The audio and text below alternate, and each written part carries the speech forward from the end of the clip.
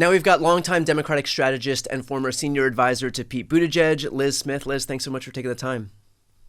Hey, good to be back here with you, Brian.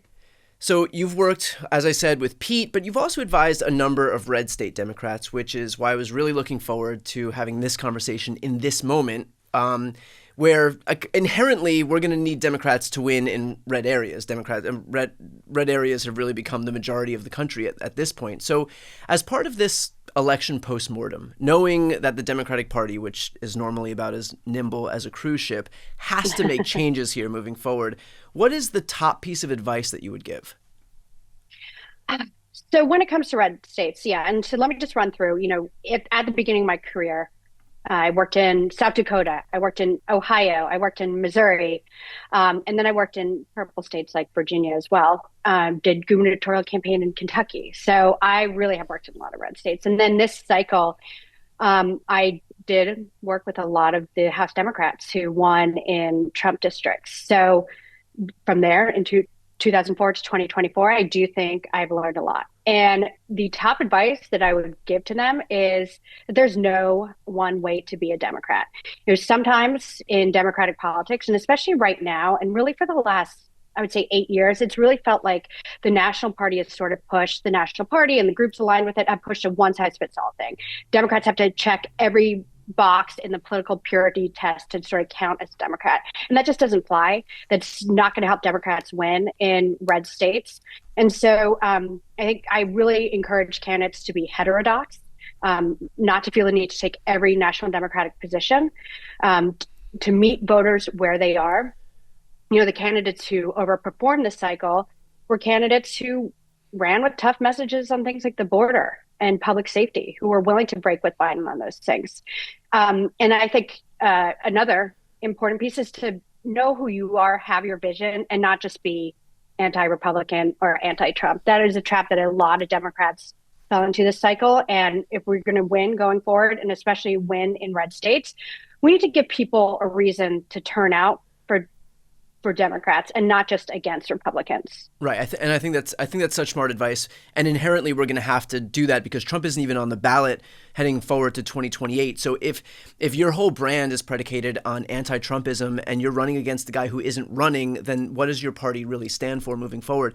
You had mentioned that the brand has become nationalized, and I completely agree with that. But we're also in a nationalized media environment where there is less local news, there is less, fewer local reporters. And so how do you combat that with, okay, so you have the nationalization of the Democratic brand. How do you if the media is focused on more national sources? I mean, even Trump didn't bother going to certain places in deference to going to California and New York, knowing full well that the media environment is nationalized, and so sacrificing his appearances in Wisconsin and Michigan and Pennsylvania because he knew he would get more press from these national shows, from going on Joe Rogan and some of these other big podcasts, and going to these splashy events like the one in Madison Square Garden. And so aren't those things in conflict with each other, where you need Democrats to kind of run away from the national brand of the Democratic Party, but then also you have a media environment that expressly focuses on the nationalization of politics? Wow. Okay. First of all, I mean, I could spend like 2 hours answering that. There's so much in there. So let me just try to take it piece by piece. The most important thing, so when I'm saying Democrats in red states need to establish their own brand, that's talking about a race by race perspective. But I think the most important thing the Democrats should be working on right now is fixing the Democratic Party brand. It is not sustainable for us to only succeed when we can run against the Democratic brand. We won't have majorities if that's the case, and we certainly won't have permanent or sustainable majorities if that's the case. So we need to fix the Democratic brand. And what ails the Democratic brand? Again, don't get me started, but I think this election cycle, we were seen too much as defenders of the status quo. We clearly have a problem with working class voters, whether they're white, Asian American, Black, Latino, across the board. I think the only group Democrats really did better with this cycle were white, college-educated voters, and maybe college-educated voters generally. So I think we really, really need to fix the Democratic brand, so that our success doesn't depend on just running against it.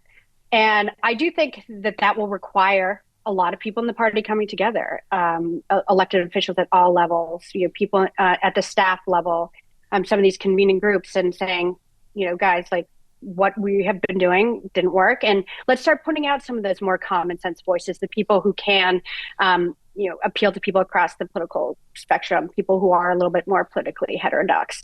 Now, okay, to your question about the media environment, all that, what's funny to me is I remember in the campaign, a lot of Democrats and people on Harris's campaign were criticizing Trump for doing the MSG rally.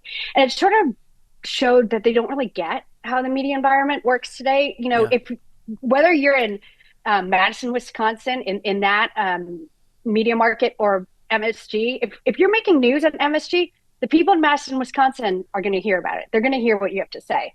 Some of that was good for Trump. A lot of it was bad. I mean, I can think of one comedian he probably wishes hadn't been there. But yeah, the nationalization of the media is an issue, and it's something candidates will have to deal with. But candidates have got to be clear.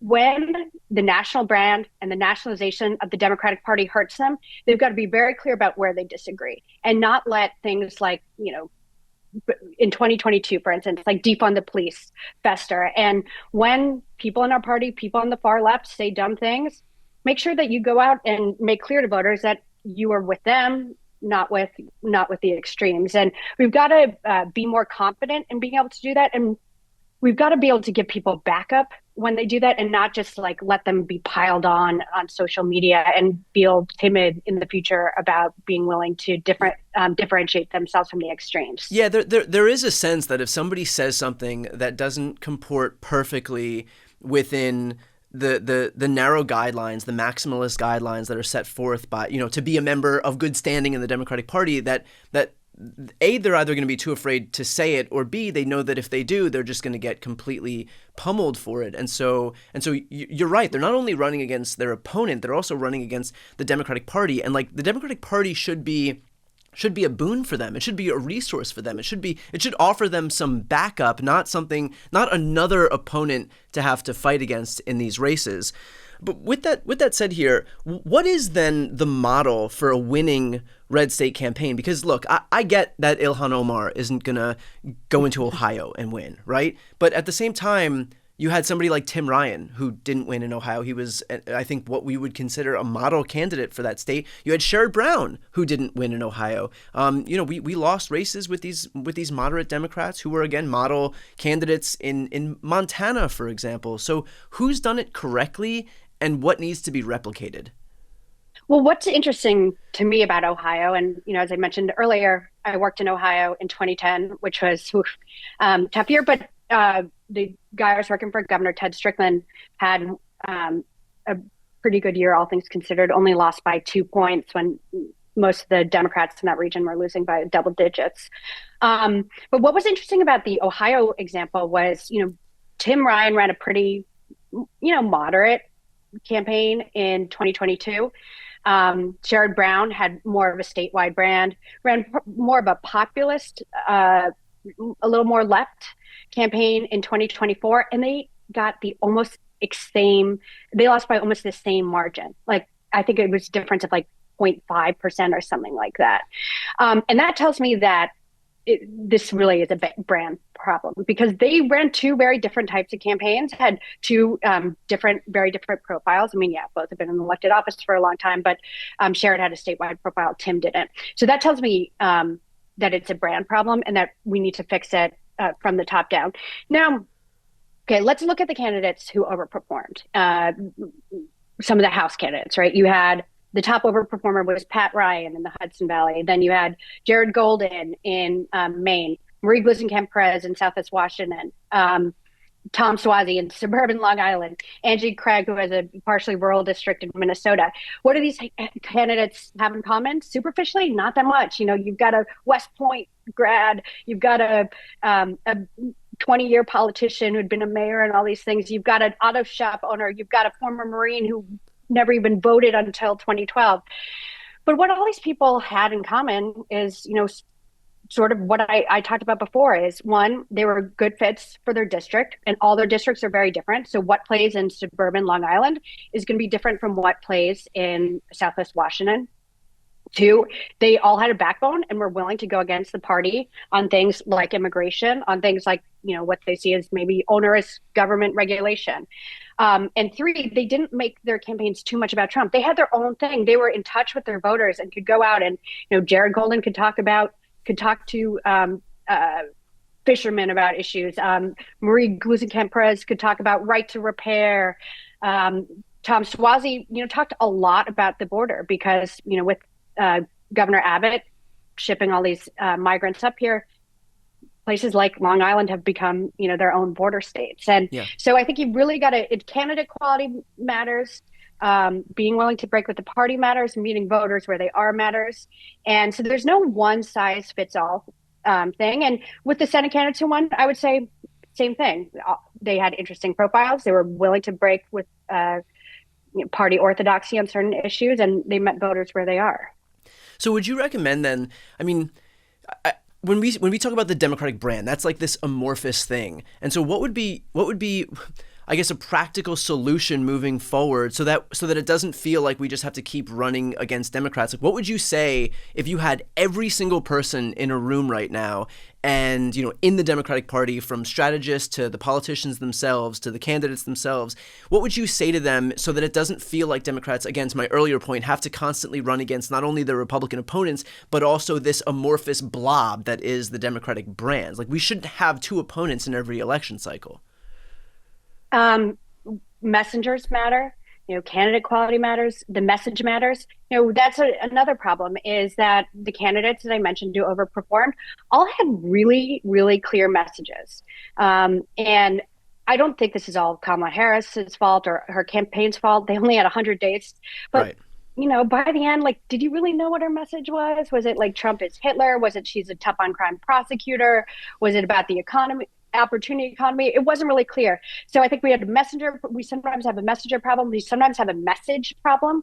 And we also have a, medium problem. I feel like Democrats really fell behind this cycle in terms of getting our message out. That was really clear in the contrast with Trump versus Harris. We saw, Trump is running a campaign fit for 2024. And Harris is running a campaign fit for 2008. So you asked a very big, broad question there. I think, those are three things that I would address. Another thing I would say is let's really, really work to elevate the next generation of common sense Democrats, the people who have the broadest appeal, and make sure that they're getting out there and they're, the face of the party and not just, the loudest, most extreme voices and not, sometimes the over 80 leaders in our party. I do think you're right about Democrats running a campaign for 10, 15 years ago. The fact that Kamala Harris's campaign forewent a bunch of appearances on independent media shows in deference to, okay, let's make sure that we don't do what Hillary Clinton did and miss a single campaign event in Eau Claire, Wisconsin, or Milwaukee or Madison, goes to show that while Trump rightly recognized that, okay, this media environment is completely nationalized and I don't have to go to Wisconsin to be able to reach Wisconsin voters. I got to actually go to Madison Square Garden in New York because that's the only thing that's going to break through in this news cycle. And so it's kind of like he recognized that to actually reach those voters in these swing states, you got to get out of the swing states because that's the only way you're going to break through and make some actual news here. We can spend all the time in the world crafting perfect messenger, the perfect candidates to deliver them, but how do you compete then with a messaging apparatus like the one that they have on the right that really dwarfs everything that we have on the left? Like, we've watched as just this past election cycle, right-wing media made gender reassignment surgeries for trans inmates the issue of the campaign, notwithstanding the fact that it literally wasn't an issue in this campaign. It was a position that Kamala Harris took in 2019. She had since disavowed it or moved away from it, and yet it still became the issue, especially among swing voters who eventually opted to vote for Trump. So isn't the issue of the media more broadly really more important than the messengers themselves? Yeah, how we work the media is really important. I'm just going to quibble with one thing you said on that is, part of the problem is she shouldn't have said it in the first place. And we shouldn't, as Democrats, I was in that primary when I worked for Pete Buttigieg, and you get all these questionnaires, you participate in all these forums, you're being asked to take positions on things that like no voters ask for. There's like no voter constituency for gender reassignment surgery for undocumented immigrants in explain real detention. quick, like why do these are special interests? I believe that was an ACLU questionnaire. Is that correct? Yeah. Okay, so explain Yeah. why these special interest groups pose these edge case questions in the first place. They want to be relevant is one. Two, they're single issue groups and they're staffed by people who are single issue staffers. And their whole thing is let's move the Overton window. And if we move it, then it'll get more progress. But then they don't understand that it ends up having this big backlash. Like I was on the road with Pete in Iowa, New Hampshire, South Carolina. Not a single voter ever asked, do you support gender reassignment surgery for Right. prisoners? Right? They didn't ask, do you want to do voting rights for convicted murderers? They just didn't. But like groups were coming and asking us to do this. And then there are candidates in the race who, they're not getting any oxygen. They're not getting any attention. So they're like, okay, let me go take the most inflammatory, extreme position. That will maybe win me over this group. This will get me some attention. So it's not all in the groups. It's on the candidates as well. Some of them just do this because that's, the only way that they're going to be relevant. But isn't there some acknowledgement by like these are advocacy groups at the end of the day? They're clearly asking these questions because they think that they want to get these politicians on record so that they can then hold them to account to advocate for the groups that they represent. But isn't there any acknowledgement that when you put these candidates on record for these extreme or edge case positions, that all it does in effect is give fodder to the other side to keep our politicians, our candidates out of office, and therefore prevent them from helping the very people that those special interest groups purport to want to help? Whoa, whoa, whoa, whoa. How dare you be reasonable, Brian? How dare you? This is politics. No reason allowed. I think maybe now that sort of view is starting to seep in. And, we'll see. We're only a few years away from the next set of primaries and all that, presidential primaries. And we're only a couple years away from the invisible primaries starting. So we will have a sense pretty soon whether everyone, both candidates and groups, learn their lessons from 2020. But to your question about the media ecosystem, yes, like Democrats need to do a better job of building up our ecosystem. They've got an incredible network of online assets, like places like the Daily Wire, Free Beacon, Daily Caller, that I think are really helpful for them when they want to dump Oppo or get a narrative out there. And then as there's a pipeline from those to right-wing podcasts. There's a pipeline from those to Fox News, and oftentimes things that end up there then bleed over to the mainstream media, and we just don't have that on our side. We also just don't have as built out of a content ecosystem. You are sort of a rarity on our side. It's funny. I was meeting with a U.S. senator a couple of weeks ago in Washington D.C., and he rattled off all the podcasters on the right, and he's like, "Who do we have on our side? Brian Tyler Cohen. I can't name anyone else." And that's a compliment to you that you've established this brand, but we need more Brian Tyler Cohens. And how do we do that?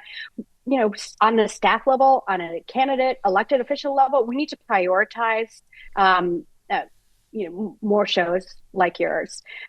Because the reality is that the cable news, traditional mainstream media is dying. And so if we don't communicate more where people are, if we don't build up these ecosystems more, we're going to be paying the price for that for, many years to come.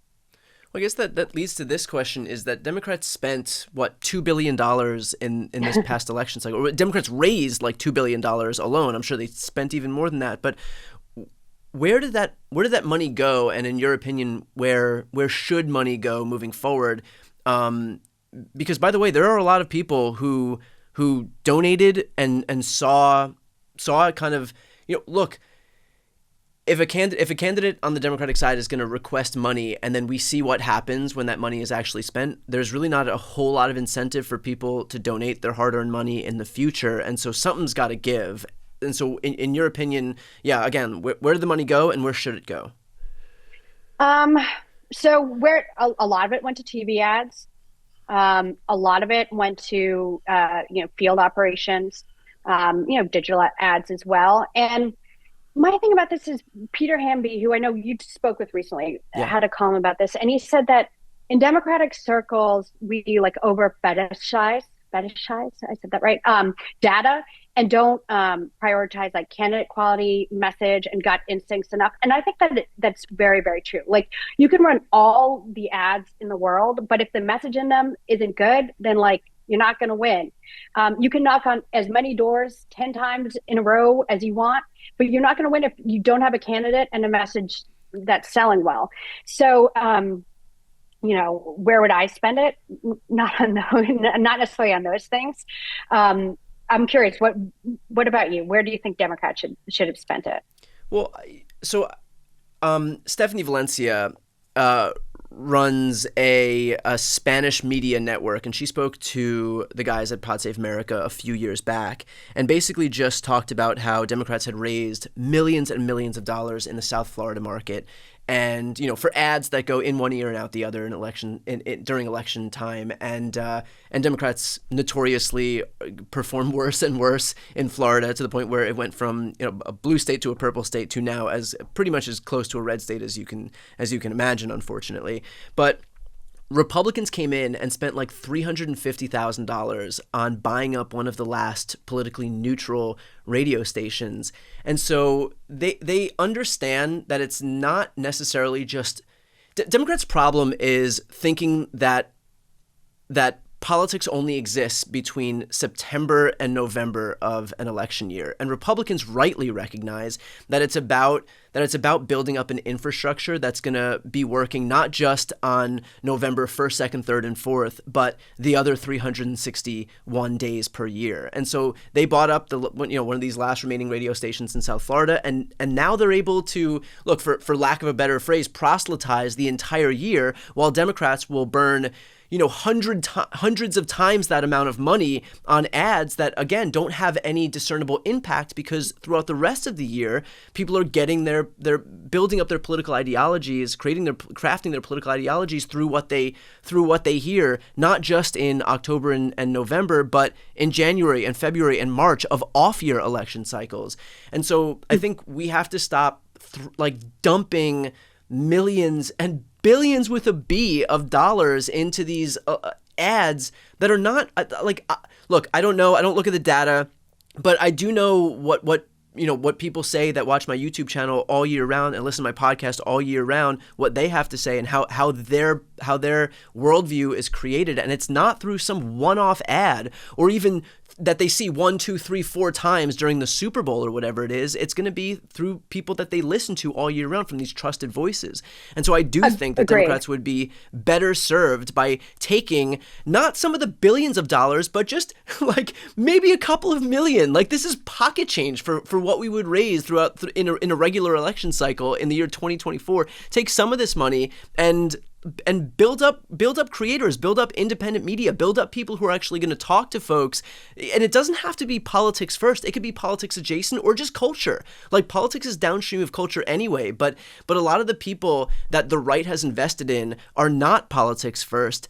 They're culture first, and their political ideologies are informed by right-wing politics, but people don't tune in to them for that. But like, they become trusted voices for folks on the right. And then when it comes election time, or are they going to listen to some random ad that they saw air 3 times on CBS during some sports event? Or are they going to listen to the guy who they've spent fucking hours and hours and hours, like thousands of hours of their last year building up their worldview from? Because I think it's going to be the latter.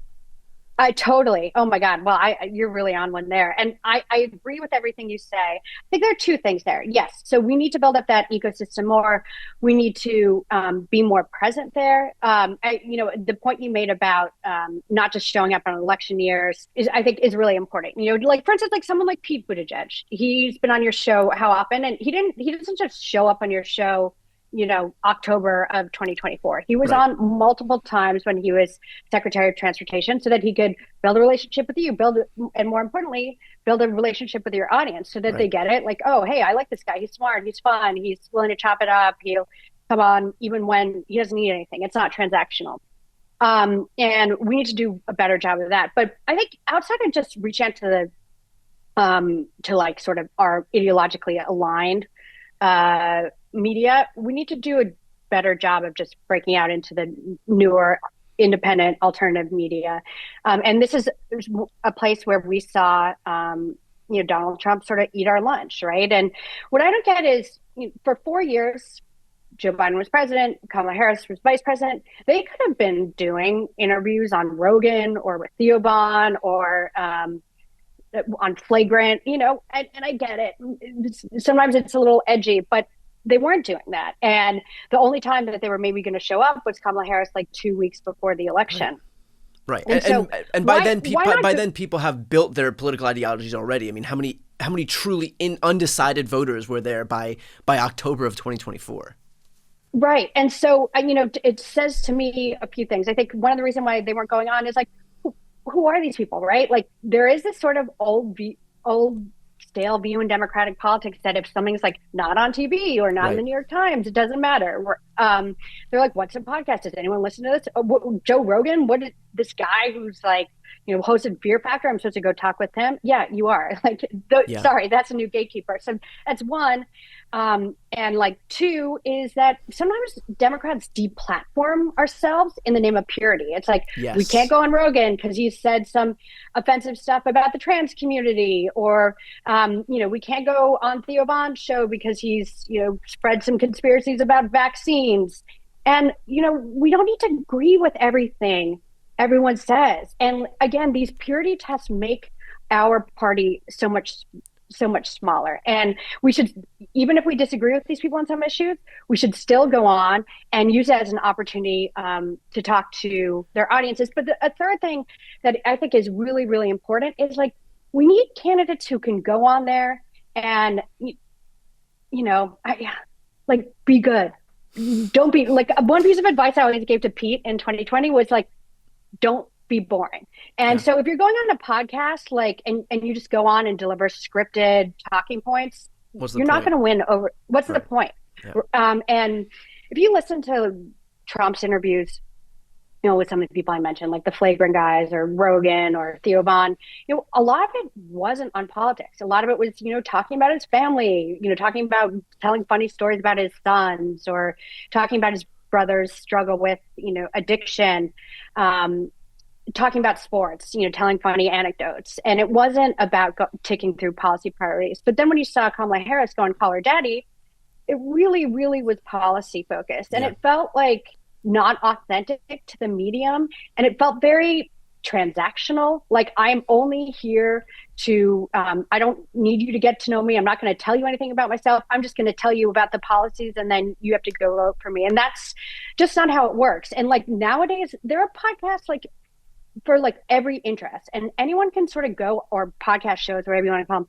And like, if if maybe you don't know a ton of sports, so don't go on with like Bill Simmons or something, but then go on a parenting podcast. Go on, if maybe you're really into The Bachelorette, go on a reality TV show podcast. There are so many different places where people consume news and have these like very strong parasocial relationships with hosts, and we should make sure that we understand all these different mediums, but also have people who can go on and sort of crush that format. And Trump is sort of an exception because he's like not a normal politician, but generally I do think that sort of tilts toward younger, next generation politicians. I mean, next generation, I think, in the Democratic Party means like under the age of 60 these days. But you get my point. Yeah, no, totally. And I think that we make ourselves feel better by saying like, okay, he went on Rogan and we'll cherry pick some clip where he says something fucking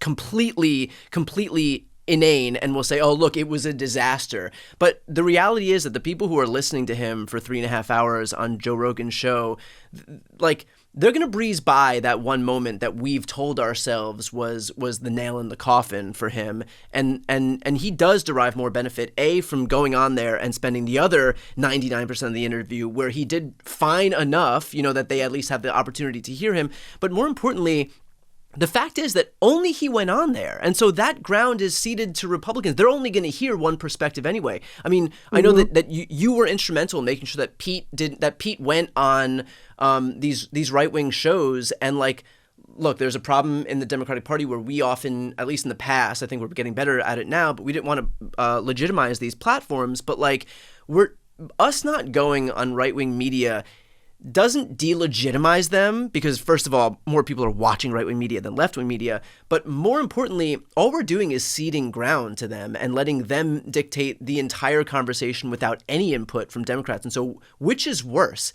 Validating a platform that, by the way, is already validated anyway, that gets millions of views and listens anyway, or at least going on and having the opportunity to have a say in things and maybe be able to pick off a few viewers who are going to be open-minded enough to say, okay, look, I wouldn't have heard this perspective otherwise, but now that I've heard Pete say X, Y, and Z, I'm open to him. I'm open to the Democratic Party. I'm open to hearing what these people have to say. So that was the first thing. Look, if people don't hear from us, if people don't hear directly from us, all they're going to know about us is what the right wing says about us. Right. And I just generally think it is way harder to hate up close. It's harder to hate someone if they take the time to go on your favorite show respect to the host, show respect to the audience, have a normal conversation, and that's something we've got to get better at. You look at how Elon Musk treats Pete.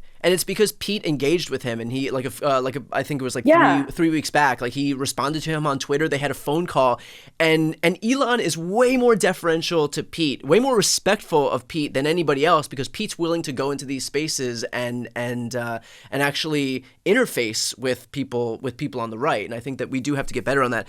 One thing that you said that I wanted to touch on, you said you touched on the point that I've made a lot, which is that Democrats view that if we don't go on legacy media networks, that it's not legitimate. And I think that's so right. Like, there is an air of like, okay, we can't break news, we can't do interviews on anything that's not like 60 Minutes. Or like sit down with somebody who's not like George Stephanopoulos, and if we do, that it's not legit. Like, when I was a kid, I used to watch professional wrestling, and sometimes, and there was like a few main wrestling, like this was WWF, before it was WWE, it was WWF, and there were the main televised nights. It was like Thursday Night SmackDown, Monday Night Raw, and like these were the big televised events. But oftentimes, like when I was living in New Jersey, I'd go to the city for like a Tuesday or a Wednesday event, and they weren't televised.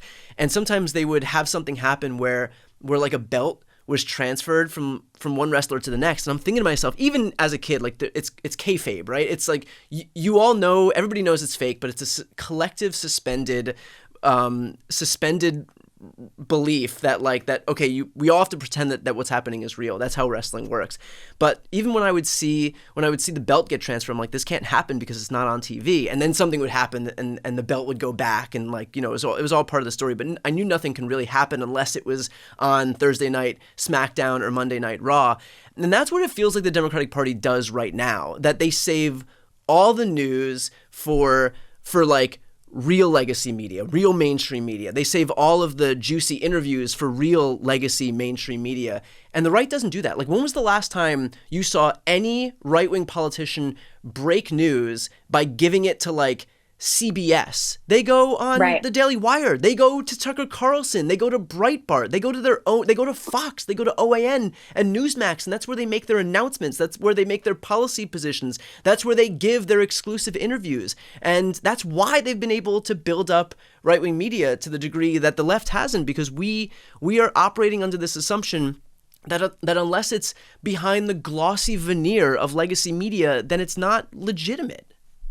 Yeah, and let me actually break out of politics for a little bit, because there's I think a really interesting case study recently is Timothy Chalamet, whatever, however you pronounce it, was doing promo for his new movie about Bob Dylan. And, generally when you do movie promo, it's like you go on the late night shows, you go on, I don't know, some network morning shows, maybe you go on The View, you talk to People magazine, and do that sort of junket. But how he was really able to break through was, you saw him on College Game Day Live, sitting next to Pat McAfee. You saw him and I don't think his movie was maybe mentioned once. He went on with Theo Vaughn and had a very wide ranging conversation about everything from like soccer to Bernie Sanders. He went on, TikTok with Brittany Brodsky. He did an interview with Nardwar, who's like sort of this iconic gonzo music entertainment interviewer. And those are the interviews that broke through. That broke through a lot more than whatever he said on Stephen Colbert and Jimmy Fallon. And it goes to show you that this is something I have to explain a lot to politicians is that, well, one, it doesn't really apply here because these are people who have big audiences, but like sometimes the medium matters less than the message. And like what you say, what I say to you now, Brian Tyler Cohen, will probably get more views than if I were saying it right now on MSNBC, or CNN, definitely CNN. But if I say something really interesting to you here, or something really interesting to a very non-traditional person, it'll break through. The medium matters less than the message, and that's something that really has to get through to candidates. But it also needs to get through to candidates that if you want to reach people, the people we need to reach most are the people who are completely tuned out of political news. And how we do that is sort of getting out of our echo chamber, sort of getting out of the MSM and going to places that are maybe a little bit more uncomfortable, a little bit more non-traditional, and where there is a little bit of a screw up potential. But that's the sort of media that breaks through these days because it seems less canned, less scripted, and less boring. Yeah, completely agree. You also said something that I think that I want to just harken back to because I think it was perfect. And you said that by not going on right-wing outlets, usually people say like we don't want to deplatform them, but you said that's a way to deplatform ourselves, and I think that's exactly right because the fact is, as I mentioned before, they're already platformed, and not only are they platformed, but they've got millions of views, and not only do they have millions of views, but they've got more fucking views than we have on the left. So deplatforming, disabuse ourselves of this notion that we are platforming anybody by virtue of deigning to appear on these networks. They've got the audience already. That ship has sailed.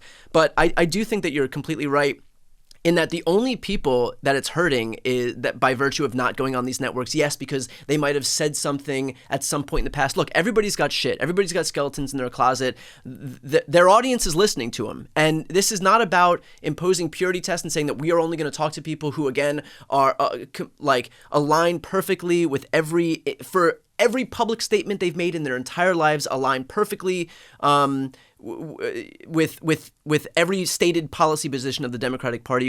If we're going to be that's lonely on the top of that mountain. So I think that we need to just find, if the goal of politics is not to, and I've said this before, not to find a partner, not to find some spiritual leader, but just to elect politicians to get into power so that they can help the people that they claim they want to help. Our only goal has to be to reach an audience wherever we can find it. And yes, everybody's going to have some baggage. Every host is going to have some baggage. Every host is going to have said something that doesn't perfectly comport with some stated policy position of the Democratic Party. It doesn't matter. We are not in search of perfection here. We are just trying to win elections so that we can help as many people as possible, and that's it. And I think that if we have that mentality moving forward, it's gonna help us a lot more than the position that we're in right now.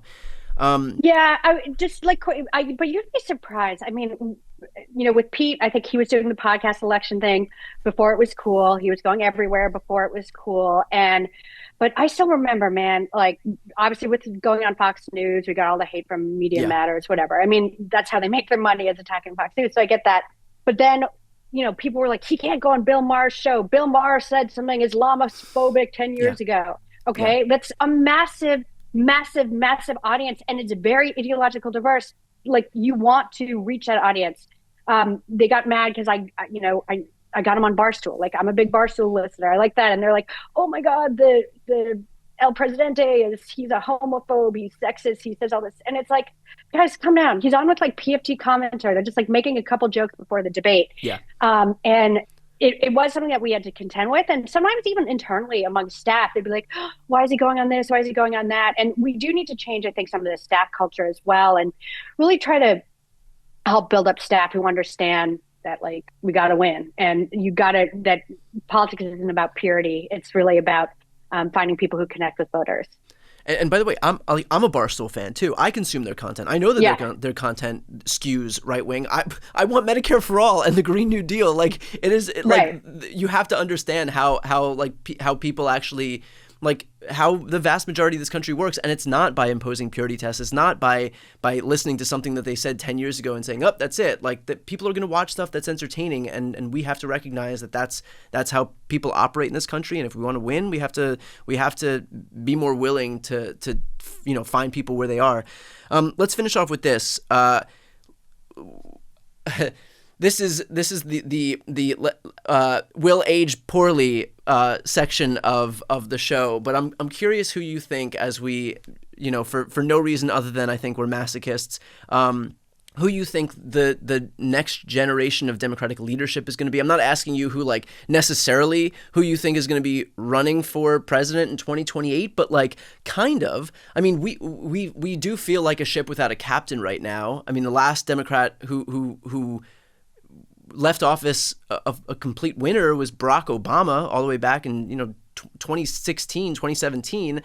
Since then, Joe Biden's brand is severely damaged. Kamala Harris's brand is severely damaged. And so moving forward, who is the leader of the Democratic Party kind of as it stands right now? I don't think there is going to be one, and I don't think we necessarily need one. I think we need a bigger, broader bench of voices who are out there who represent the spectrum of the Democratic Party. So I threw out some names before of members of the House that I think are really impressive. Obviously, and again, next generation is really, really, really, really important. Like, we've been telling people to wait their turn for so long that the people we told to wait their turn are now in their 60s. Right. And so we can't do that anymore. I mean, it's funny. We did applaud. I'm the biggest Jamie Raskin fan in the world. He's in his 60s, and granted, I'm if there was any altar at which I would genuflect to anybody, it's Jamie Raskin. And I think everybody in my audience knows that. But it is true that we make people wait their turns to the point where okay, the people with the biggest megaphones in the party are septuagenarians and octogenarians. So I definitely looked at that. I mentioned some people before who I think are really interesting, and voices that we should try to elevate. Obviously, I'm a big fan of Pete Buttigieg's. I think he should be in the conversation. I love Josh Shapiro. I love his Lieutenant Governor Austin Davis in Pennsylvania. I think people like Ruben Gallego, he ran a really interesting, really aggressive campaign in Arizona. He really gets it. He broke with the National Party on a number of things, and I think is an interesting messenger for us, and someone we should try to emulate more. I don't know. There's so many in this game. Every time I play it, then people are like, "Oh, why didn't you mention this person? Why did you mention this person?" Well, the point is that we have a lot of talent, and I think one thing I've learned in politics is if it had been this time 7 years ago, I wouldn't have yet. A day later. 8 years ago, I started working for Pete on December 31st, 2016. But if we'd had this conversation, 8 years ago, I never would have said the name Pete Buttigieg. And even if I had said it, you would have been like, who? Are you kidding me? Yeah. And so I think we've got to be more imaginative and think beyond the people we see on the Sunday shows and see in the New York Times and say, okay, well, who's maybe around the corner? And that is why generally, I've tried to now work with, more of these next generation people. And, people like a Mallory McMorrow or Austin Davis in Pennsylvania, and people like Marie Gluesenkamp-Perez in Washington, Pat Ryan in New York, et cetera, because that's what we need to do. So more important than any name or, any certain profile, what I'd say is let's look around the corner, let's be open to it, and let's not commit to just having one leader. Let's try to have an awesome bench of leaders that we can sort of plug and play to get out there to get out the best version of the Democratic message to different audiences. I think that's perfect advice. And Liz, thank you so much for the work you do in the trenches, where it's definitely not easy to be a Democratic strategist these days, but hopefully it'll get easier moving forward as we figure out some way to improve our brand here. So Lis Smith, thanks again for taking the time. Yep. Thanks for having me, Brian.